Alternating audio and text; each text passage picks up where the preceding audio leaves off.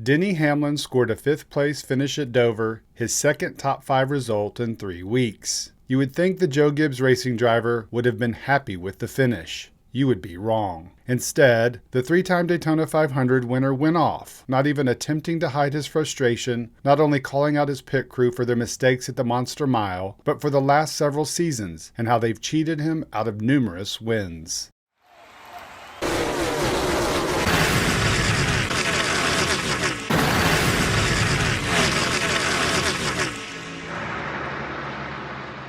With the introduction of the next-gen car in 2022, the drivers and their pit crews had to learn a new car with different parts and pieces, most notably a single lug nut on the wheel. Denny Hamlin and his number 11 pit crew were just one of many teams to struggle with the single lug in its first year, suffering a loose wheel at Dover in May, resulting in a 4-week vacation for crew chief Chris Gabehart and a couple of crew members. Unfortunately, that wasn't an isolated pit road blunder for the team. There was more where that came from. At Michigan, Hamlin led a race-high 38 laps and finished third. That was after a pair of pit road penalties. At Kansas in September, Hamlin finished second after the number 11 team received an equipment interference penalty, the 34th infraction of the season. Yes, 34th. A few weeks later, after Kyle Busch had been eliminated from the playoffs, JGR announced the number 18 pit crew would be headed to work with the number 11 car. The driver talked about the swap before the race at Texas. I mean, it's certainly tough for those guys, and it's, I hate it because I love their attitude, swagger, all that about my 11 team, and certainly they're as important to this championship run as anyone, but we had to do something different.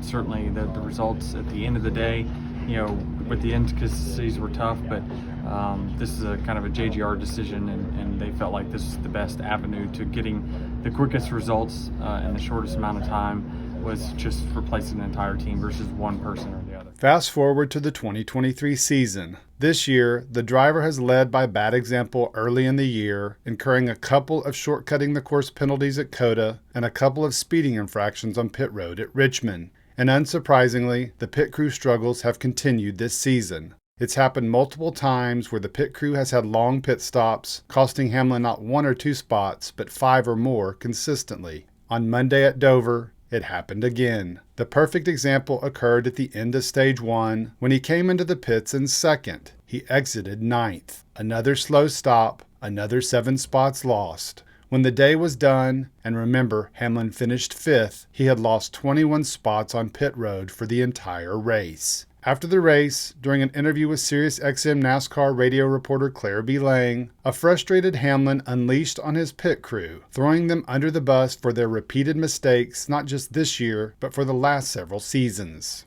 We make it impossible to win, honestly. If a caution falls, there's a 90% chance we're going to lose significant spots. I mean, that's just the numbers. I wish I was making it up, but no. I'm proud of the FedEx team for really bringing me a car capable of winning. We keep driving to the front, week in, week out. We fumble when we get to pit road. He wasn't finished. When Lang asked him about the pit stops costing him positions and possibly wins, the driver didn't hold back. Yeah, I mean, we can just go down a list of all the racetracks that I feel like we've been very capable of winning, and ultimately pit lane has just been a bad place for us to go, and it's just a slump. I hope we can work our way out of it. Obviously, nobody hates it more than the guys that are making the mistakes. I hate it for them. We got the same name on our chest, and we're on the same team.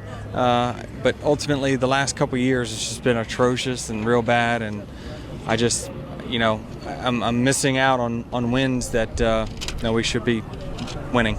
What's interesting is Hamlin's problems aren't isolated. It's a JGR pit crew thing. On Monday at Dover, Christopher Bell's crew had trouble with the right front tire during a stop, and the driver pleaded with the team on the next stop to get it right. This is the same Christopher Bell who swapped pit crew members with Bubba Wallace last year. And not to be left out, Ty Gibbs would have had a top 5 finish on the Monster Mile, but had to come in for a late stop to top off with gas because the team didn't get the car full during a previous stop. In other words, Hamlin has every right to be frustrated, but he's not alone.